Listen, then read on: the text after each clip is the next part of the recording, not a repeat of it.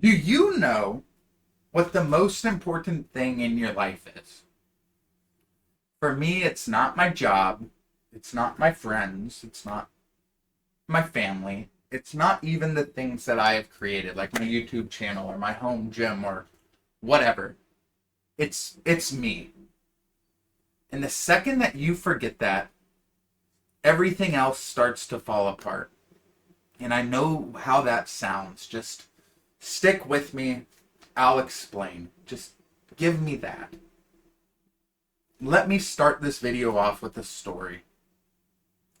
I have a guest house in my backyard, in my whatever you want to call it. And I didn't know what to put in there. It's a pretty big space. It has an air conditioner, but it's just a brick square. And I was like, you know what? I need to start hitting the gym. I'm looking a bit pudgy. I need to start hitting the gym. So I made a home gym. I won a poker tournament. I made a home gym. And the rest is history. And when I first made that home gym, I was so excited. I was so excited at my accomplishment of scrounging through Facebook Marketplace to find all the pieces of Zodia to create a home gym. It's not that easy. You have the weights, you have the bar, you have the rack, you have the dumbbells, you have the kettlebells, you have the mats, blah, blah, blah, blah, blah. So I found all the pieces of his Zodia. Now it's sitting in my guest room. And I went every morning for a month, and I was looking good. I was looking lean, mean. I was seeing veins I've never seen before on my arms. It was sick. But then the gym got kind of stinky. I have cleaned it, right? But where I'm from, it's quite wet. And it kind of smelled like mold. And then on TikTok, I've been getting a whole bunch of BS that says people are getting mold poisoning. And I got scared. And I was like, oh my gosh, I need to deep clean my gym. So then I stopped going downstairs to my gym until I got it clean. And that broke my routine. That stopped me from being the most important thing in my life. And I stopped training for a week. And I felt off. I felt sad. I felt sluggish. I felt intimidated by moving all 800 pounds of weight outside of my gym, moving my rack outside of my gym, taking up all the flooring, bleaching everything, waiting for it to dry, putting all of it back. I was daunted by the task of cleaning my gym. And then I stopped going, and it took me a week to build up what seemed to be courage to clean my gym. And spoiler alert, I cleaned my gym, but it took me a week. But in that week, I noticed a drastic change in who I was. I felt lazy. I felt upset. I just felt defeated because I couldn't do one simple task due to the depression that came from not taking care of myself. I could easily see it with the conversations with my partner who I live with or anything. And my partner saw it too. She was like, you're sounding a bit lackadaisical. Is something wrong? Like, you're not talking like you're supposed to. You don't have the pep in your voice like you usually do. It seems like you're a tad depressed. And my partner has a medical background. She is extremely smart. I'm not going to out the exact job that she has, but let's just say it ranks pretty high. But she told me, oh, it's a possible testosterone drop because your body's confused because you used to exercise religiously every day for a month and then you just stopped. And then I was like, well, that's a very valid point. The medical aspect of it, that is probably exactly what's going on. But I had this realization as she said that it was simply me just not prioritizing me. I wasn't prioritizing my health. My diet was slipping. My exercise was slipping. And my mindset and who I thought I was fading. It was deteriorating. and my happiness dropped because of it. And that affected everybody in my life because I wasn't taking care of myself.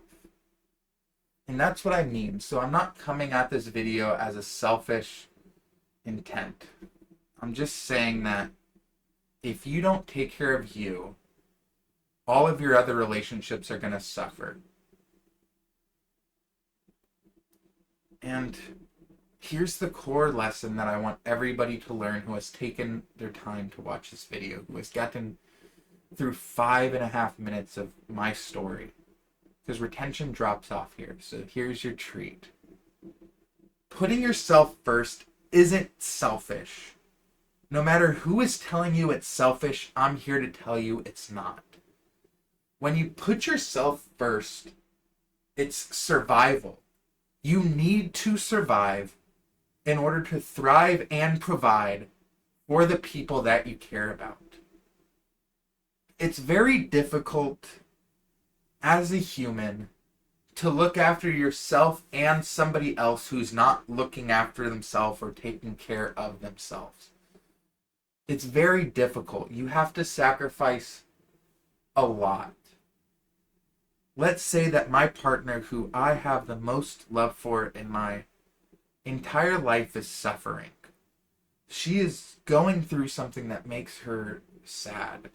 She's having a rough month at work. She's having trouble finishing her homework. She's having trouble writing her thesis, whatever.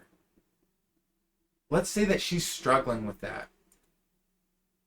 Then I have to sacrifice what's making me a better person in order to help her become a better person. And it's vice versa. If I'm struggling with lifting, or if I'm struggling with being healthy, which is causing me to experience sadness or loneliness or lack of self-confidence, she has to sacrifice her work in order to prop me up. And that's even more selfish than doing what you need to do in order to be the best version of yourself. That's the whole point of this video, is that sometimes it's more selfish to throw yourself a pity party and invite nobody than to throw yourself a party and invite everybody. You know what I'm saying? That's the misconception that I see a blatant hole in, that I was like, I need to make a video on this. And it all boils down to perception. How do you perceive you? How do you figure out what is making you happy? Because only you can decide how much outside opinions, how much whatever, whether it's your gym smelling a bit funky because it's a gym, or you feeling sad because you're too lazy to go to the gym or go take a walk or go take care of yourself. How does that perception decide how much outside control you have? And the answer is all of it. Your perception is everything. It affects you. It affects the people that you associate yourself with. If you're sad, then it's contagious. Everybody else is sad. But if you're feeling energy, if you're happy, if you're giving everybody so much energy and love around you because you have given yourself so much energy and love, it's going to be contagious. And that's not selfish. That's just how it goes. People can't mess with your mindset. Outside things can't mess with your mindset unless you let them. It's super hard for me to understand, so therefore it's super hard for me to convey exactly how it's supposed to be conveyed, but you are in control of everything. And in order to be in control of you, you have to be a little bit selfish, which will then make up for it by radiating good, positive vibrations or feelings or moods. And here's where the tough love comes in. We're 8.5 minutes in. Here's what I need to hear. I need to check myself.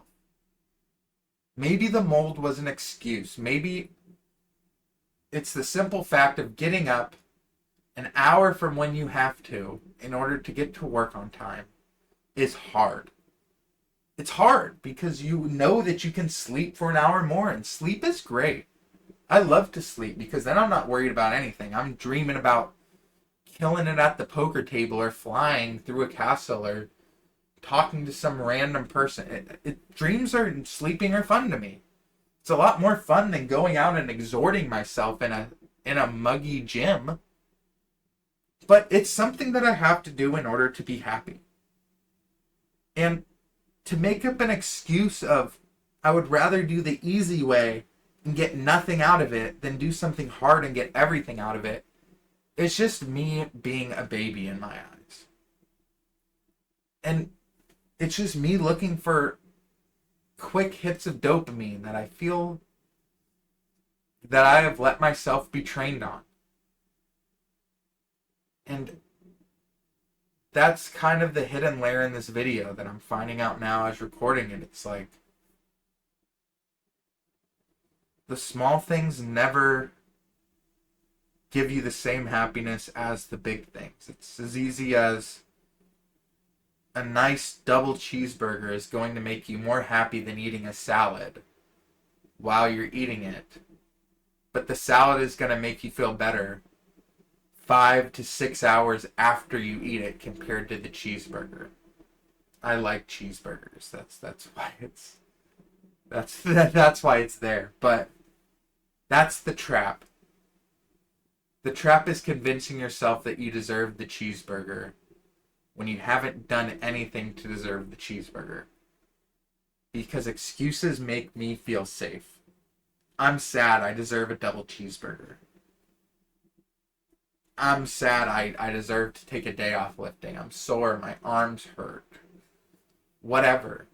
It's just me making excuses to feel safe.